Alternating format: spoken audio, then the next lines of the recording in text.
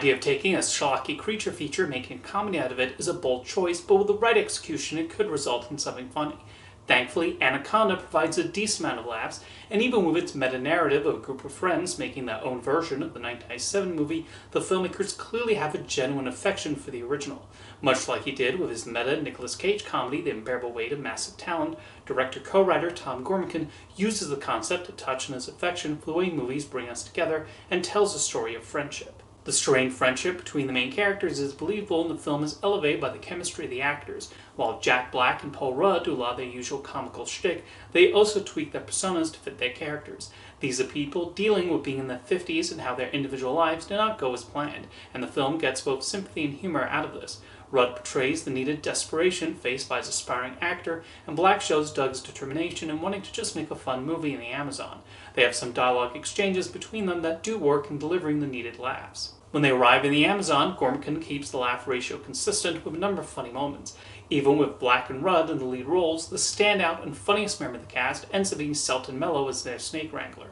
He finds the right angle to play his dedication to his pet Anaconda and more than holds his own with his co-stars. There is a more serious storyline going on between the comedic bits involving gold smugglers, but it primarily exists to provide some additional obstacles for the main characters and give the giant snake some people to eat. Even though the opportunity would have certainly presented itself, the filmmakers never make fun of the original Anaconda.